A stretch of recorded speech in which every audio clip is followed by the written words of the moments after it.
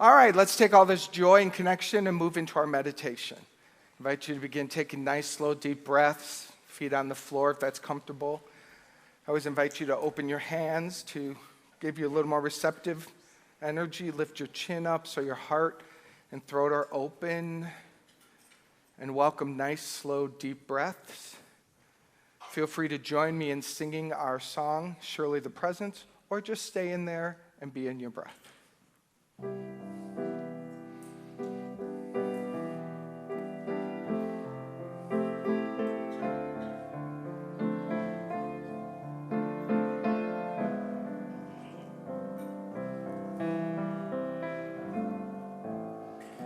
Surely the presence of the Lord is in this place. I can feel the mighty power and the grace. I can hear the brush of angels' wings. I see glory on each face. Surely the presence of the Lord is in this place. And breathe in the knowing, deep breath, knowing that the presence of the Lord, the law of love, is in this place. Indeed, it is everywhere present, filling this room, closer than your breath. It is who you are. The presence of the love of God is who I am. Breathe in that affirmation. The presence of the love of God is who I am. Let this truth relax you. Let this truth dissolve anything unlike it.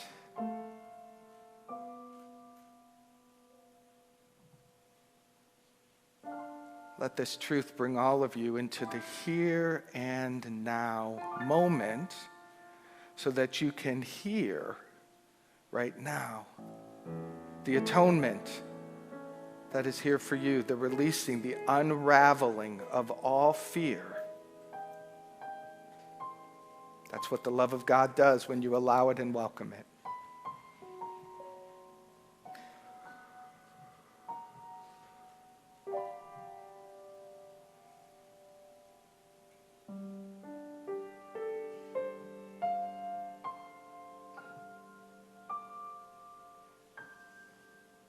Take a moment to allow a light of love inside of you to appreciate your Father, here in this world or not, known or unknown,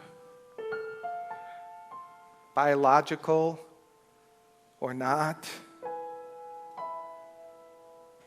Allow your heart to open up, and if there's any forgiveness work, let it be here for you now, setting you and him free.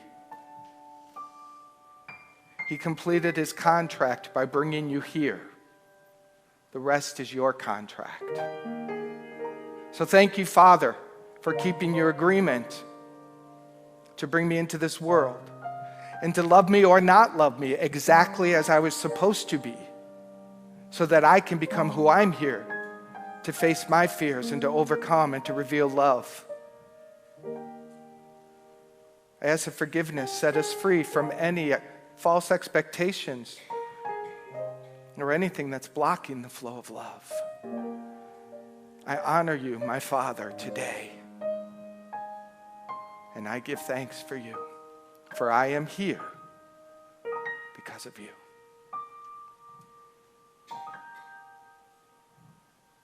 Take a nice deep breath.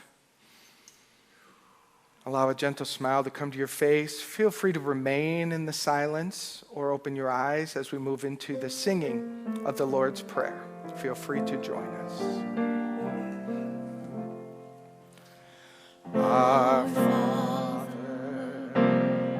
which art in heaven, hallowed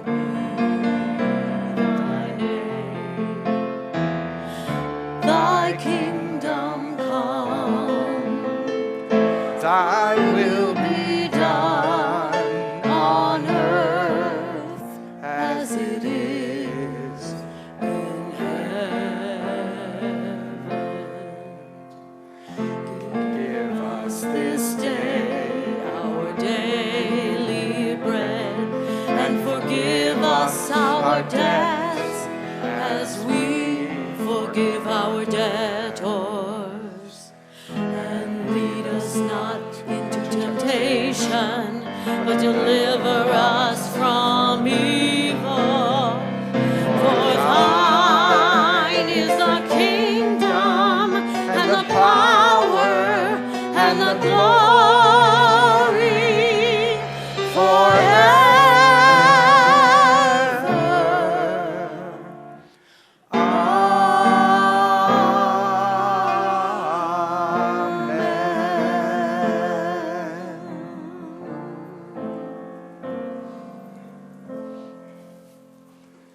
Welcome, Suzanne's soul.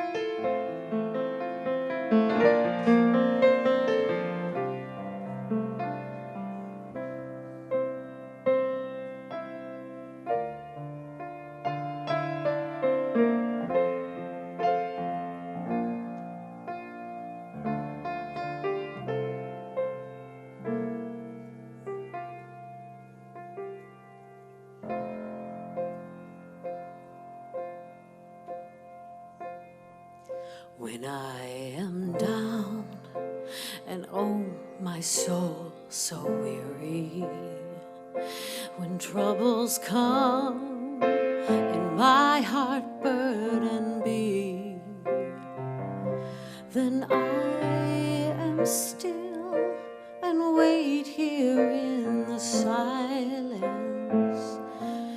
until you come and sit a while with me. You raise me up so I can stand on mountains. You raise me up to walk on stormy seas. I am strong when I am on your shoulders. You raise me up to more than I can be.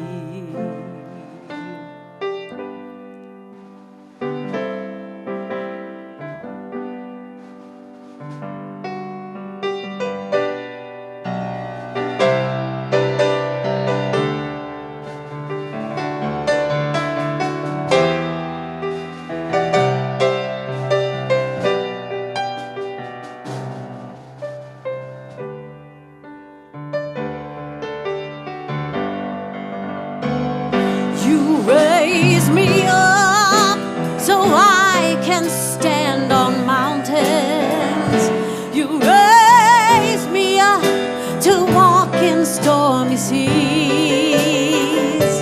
I am strong when I am on your shoulders.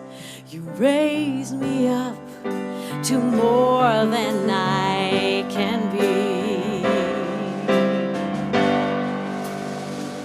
You raise me up so I can stand on mountains. You raise me up to walk on stormy seas. I am strong when I am on your shoulders. You raise me up to more than I can be. You raise me up so I can stand on mountains. You raise me up to walk on stormy seas. I am strong when I am on your shoulders, Father.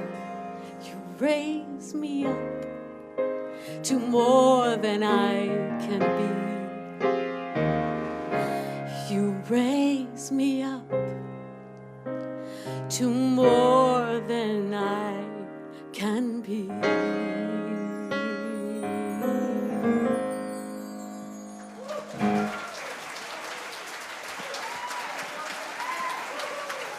Suzanne's soul.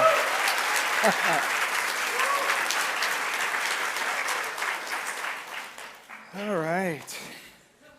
So Mark Twain said, "It ain't those parts of the Bible that I can't understand that bother me. It's the parts that I do understand."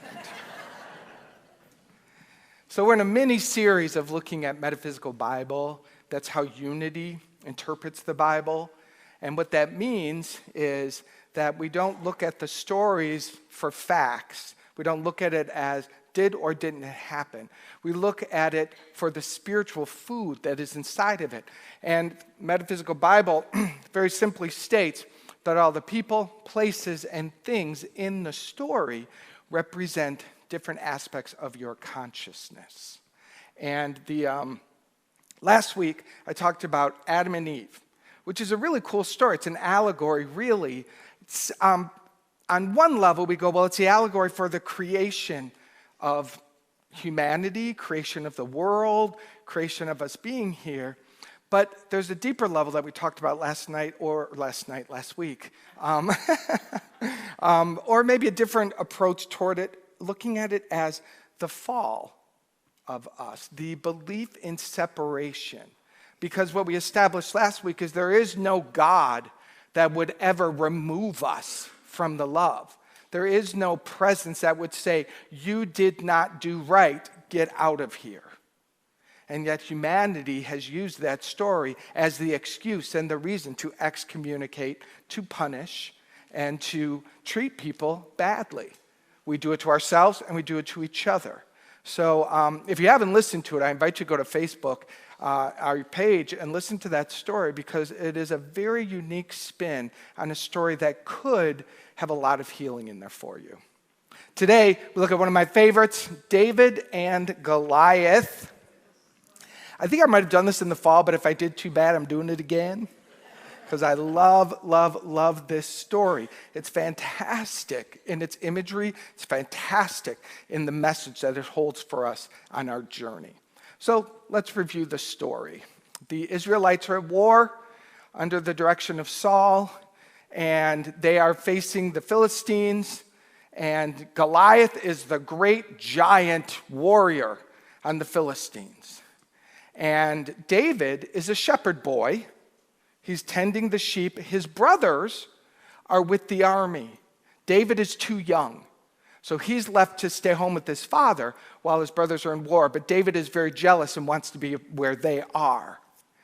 And each day, it is said, Goliath comes to the battlefield and says, send out one of your men.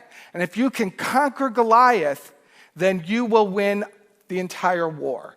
But every single day, no one has the courage to face this big giant. Well, in the story, one day, David decides to go to the battlefield to see how his brothers are doing. And he gets there, and his brothers, like older brothers, are, what are you doing here? You're so nosy. Get out of here. And they try to push him away. But he discovers what's happening, that nobody is facing up with Goliath. By the way, it is said this happens for 40 days. That Goliath comes to the battlefield, no one goes.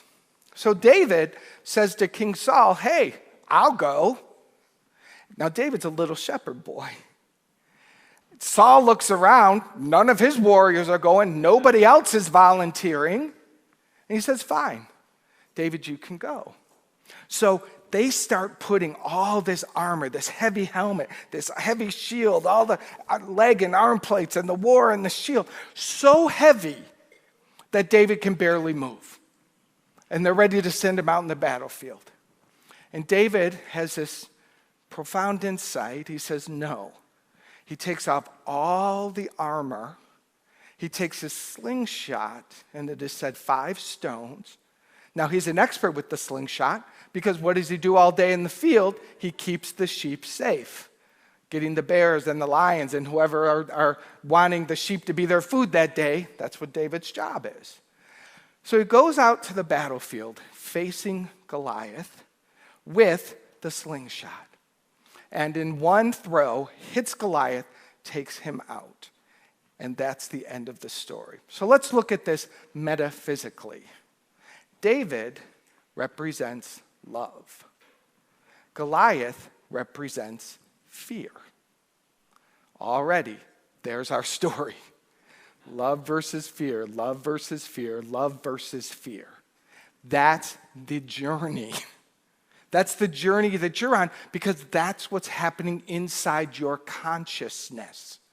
Inside your mind, fear speaks and tells you horrible stories about what that person did to you and why you should tell everyone. Fear tells you why you should send people away. Fear tells you why you should withhold your love. Fear tells you you're not safe. Fear tells you it will take care of you. It represents the ego aspect of being that is created from fear and separation. That very thing we talked about in the story of Adam and Eve. The part that believes itself separate from God, the vibration of its nature is fear. It's so familiar to you, you don't even know it as a parasite. You don't even know it as something other.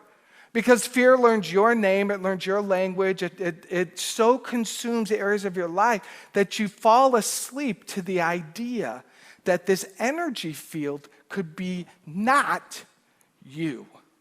Are you with me? So love comes onto the field. Love, it is said, conquers fear. Love is greater than fear. Now I love this imagery. No, go back. Look how huge and looming fear is. Just gigantic. And love feels so small. Isn't that what it feels like? Isn't that what it appears like in the world? Isn't that what it feels like inside of you sometimes? A little voice of love says, maybe I can be different around this. But the fear is so big. But look at the energy. I love this. I've chose this picture because it's shadow, right? There's nothing real in there once you face it. And that is our journey. To not run from the fear, to stand in the face of it, to breathe, to look at it, and to see that it starts to turn to shadows. It will there'll be holes appearing inside of it. And if you stand the fear in the name of love long enough, it will start to dissolve. That is the kind of the hero's journey, the spiritual path, the awakening that we're all here to do. Unity is one of the great New Thought leaders in teaching this. We must become the great New Thought warriors of doing it. We can only spend so much time talking about it, going, oh, brilliant idea. Oh, that's so good. And then go out the door and by 4 p.m., back into the throes of it. I understand I'm not judging anyone. We got to forgive ourselves, but hopefully something is rising up inside you that at least says, I want to face that fear this time. Not let it take over me and cause me to do the things that actually ricochet back to me and cause harm. So the truth of the matter is, next slide, this is the reality. In spirit, your love energy is gigantic. It's gigantic. And fear is just this little tiny scary whisper in the corner. But even the imagery of this looks like it's one against the other, doesn't it? Doesn't it? There's an even deeper, more transforming way to do this, which is even harder, which is to place fear right in the center of the heart. It's kind of easier to go, I need to get rid of that, right? That over there needs to go. But it's actually by welcoming all of it into the center of the heart and letting love do the transforming work. So really what I'm saying to you in a roundabout way is you must love yourself fully. For all the fearful things, for all the crazy parts, for all the silliness, all those parts, they will never be transformed outside of the heart. Because what's the transforming agent? What? The heart. The heart, love. That's the transforming agent. If you've got, this is going to be a bad analogy, but it's coming to me now. I don't know. Let's say you have some rusty screws and things. And you have this bucket of stuff that will take care of that. And I don't know what would be in that, but it would be something. Coca-Cola, thank you. Thank you. You got a jar of Coca-Cola. All day long, you can hope that Coca-Cola is going to take care of the rust. But as long as they're sitting separate, it's never going to work. Does that make sense to you? All day long. Well, the Coca-Cola should be totally taking care of that rust. But you didn't put them in the Coca-Cola. Right? Simple, and that actually worked better than I thought it would. When I started, I was scared. I was like, that is way too manly of an example for me. The rusted things need to go into it, and then it does nothing. The agent inside the Coca-Cola, which is really scary, isn't it? Very scary, and very delicious sometimes. It does the work. Same thing here. You can be all love, but at some point, that fear, that thing you're afraid of, that thing you've been running from, the thing that's been causing harm in your life, in your family's life, in your friendships, and your prosperity, and your peace of mind, that's got to go into the center of the heart. But your job is so much less. Your job is so much less because the love has the transforming agents within it. So it will do it. A couple weeks ago, I was at a fantastic event. I'll talk about it probably throughout time more and more in Costa Rica. And I had a very profound kind of meditative experience where I was watching something very traumatic from my childhood. And a beautiful shaman person who was there facilitating the process. I was very dramatic in the experience of it.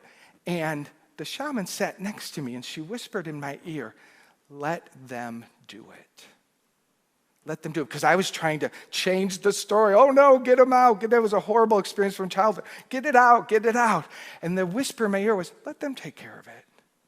I was in the center of a loving meditation, and love took care of that in such a beautiful and profound way. My job was, in that particular healing, very profound healing, mystical healing that I was gifted with. You know what my job was? Watch. Just watch. That's not what I was taught. I was taught, get in there, fix it, do something. And maybe that's true if something's happening in the world. If there's something happening and it's there and it's yours to do, and you dive in and you help, that's different. But in the inner planes, when it's time for love to do the work, when it's time for love to face the fear, your job is to welcome the fear to the heart and let it do the job, and watch and breathe and don't leave the room, right? And this is what happens. The fear shrinks, and then the fear shrinks, and then the fear disappears, and it turns to love. I made those slides. I'm impressed. It's as far as my capabilities go. The fear dissolves and returns. The heart does. Isn't that amazing? Listen, you have a healing heart. You have a powerful energy of love that can step out onto the field, and it can face Goliath, and it can win. Let's look at two more pieces of this story. The first is the armor that was put on David. This represents the things that you put on yourself to protect yourself, things your parents told you're supposed to be. Society says do this. Protect yourself this way. We cover ourselves with other people's stories, other people's rules on how we're supposed to be in the world. We get ourselves so heavily burdened down by everybody else's religion, society, all of it tells us who we're supposed to be, and we just put it on. You've been putting on the armor since you were born. To the point that we can't walk, and then we're just a bunch of over-armored people bumping into each other, knocking each other over, fighting with each other. That's why so many times you may feel inauthentic in your life because you're walking in the armor and the overlay and the shield of someone else's expectations or stories. Someone told you you can't be that. Someone told you you'll get in trouble if you do that. Someone says if you do that, you'll never make a living. Someone says you need to be an accountant because that's safe. Nothing wrong with accountants. If you're a good one, good for you. But suddenly, by the time we become an adult, and this is the journey, this is the story, we're so burdened by all of everybody else's stories and expectations that we agreed to, we take responsibility for it, not blame, responsibility. And we're walking in all of this, and the story says you cannot face your fear with other people's armor on.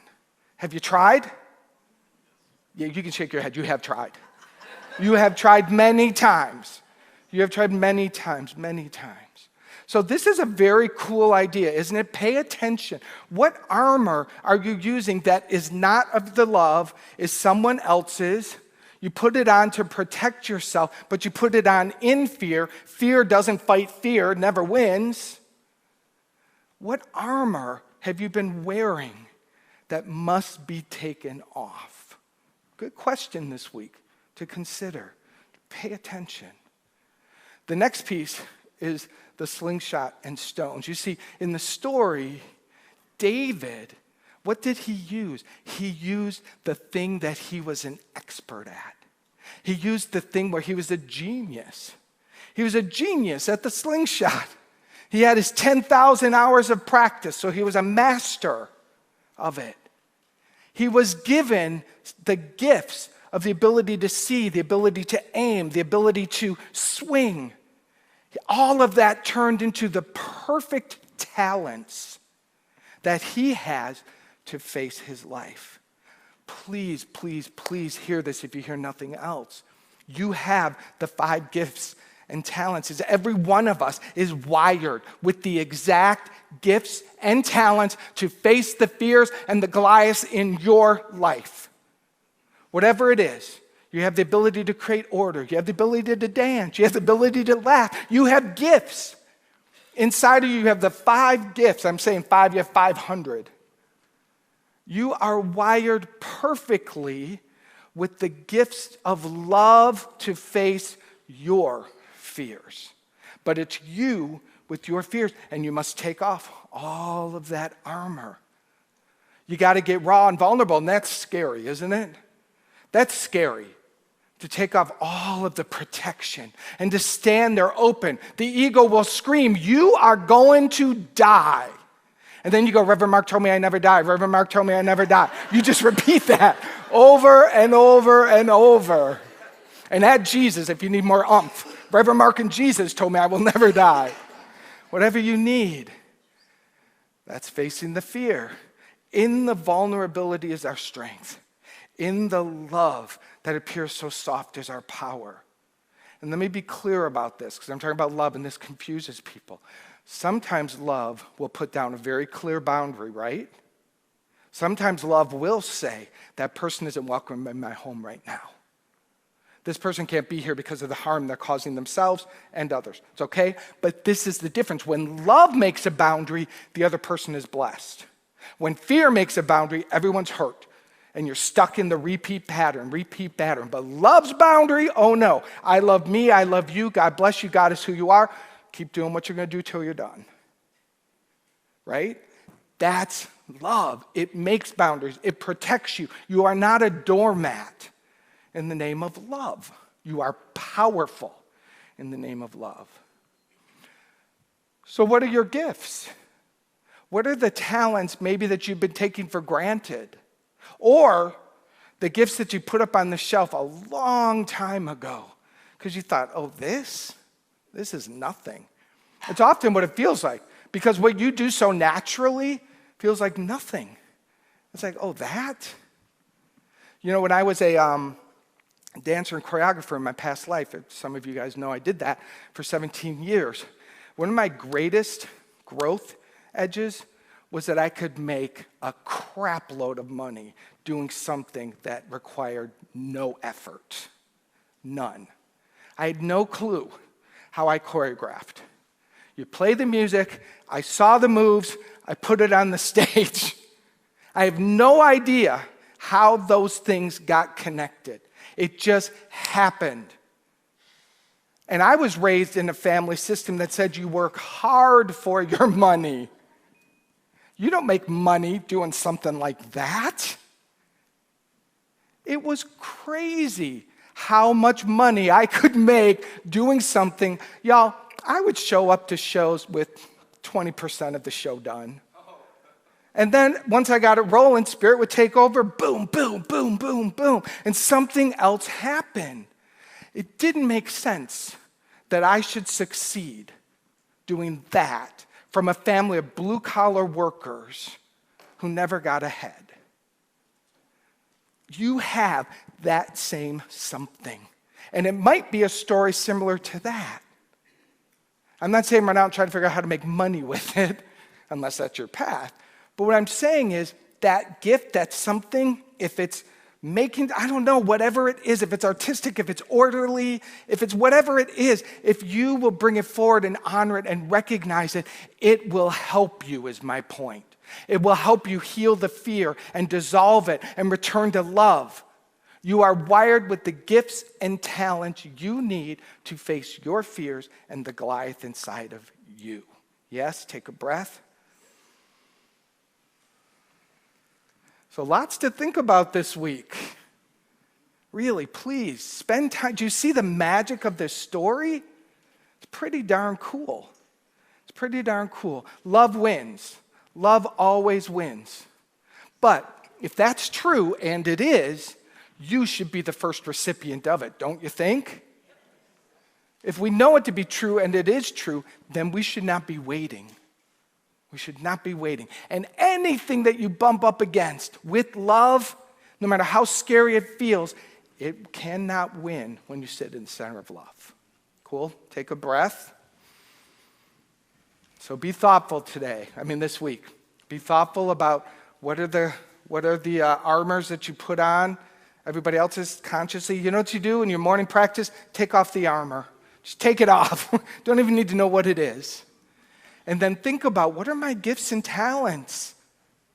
I'm perfectly wired. You're perfectly wired. Take a deep breath. I invite our prayer chaplains and chaplains in training to stand as we move into prayer now. I'm going to ask you all to keep breathing. Again, open your hands. Here's the healing power. It's the prayer. It's a prayer. All that blah, blah, blah I've been doing is just to get your heart open. It's the prayer that God flows through and has the healing miracle in it for you. So breathe. Close your eyes if you're comfortable. Receive, receive, receive.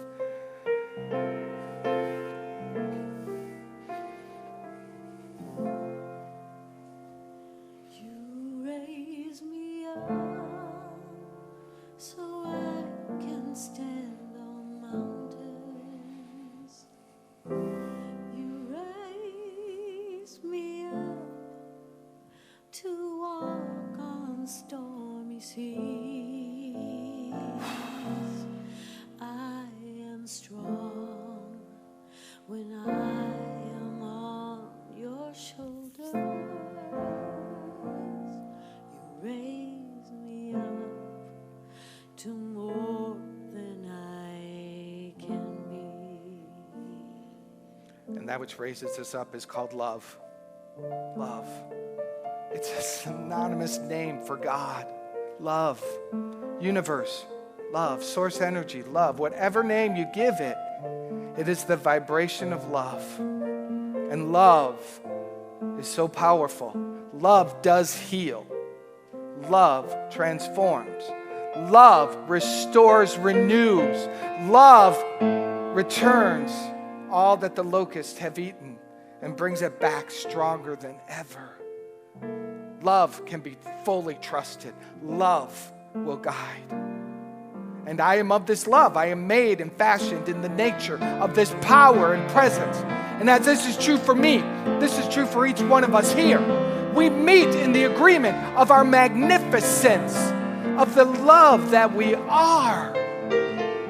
And this prayer activates the love.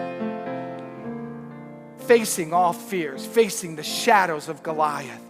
We come open. This prayer literally peels away the armor that we've been putting on for a lifetime, the false protection, that which appeared to be protecting us, but has only been keeping the patterns of suffering and war going. Love, remove the armor now, dissolve it, wash it away.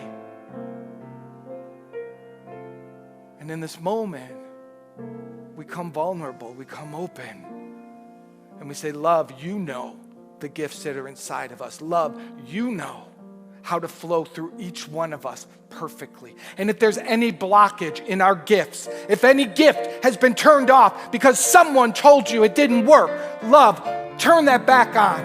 Turn the valve. Make it flow again. Let us see it. Let us allow it. Let us feel it. We are perfectly wired by joy, by love. And this prayer opens all channels for it to flow, especially the gifts and talents that you came into this lifetime with. Take a deep breath.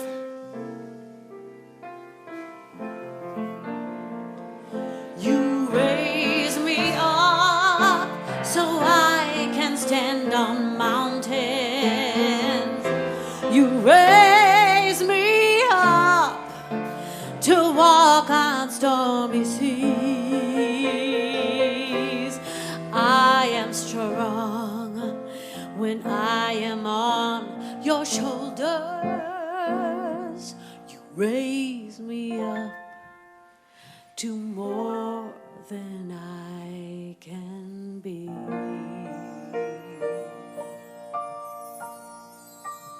In this moment, in this sweet moment, just take a moment and imagine your heart big and huge, a big heart in the center of your chest. And imagine there's a magnet right now pulling all that fear, all the fear that's been running your life right into the center of it, dissolving it, transforming it. Love, heal, love, transform, love, dissolve. Don't even need to know what it is. Just imagine fear coming to the center of your heart. Love, thy will be done. Love, thy will be done. Love, thy will be done. I'm grateful for the fulfillment of this prayer and the healing and the transformation that is now ours. I release it into the action of the law. This prayer is fulfilled, and so it is. Amen. Amen. Nice. Thank you. Nice.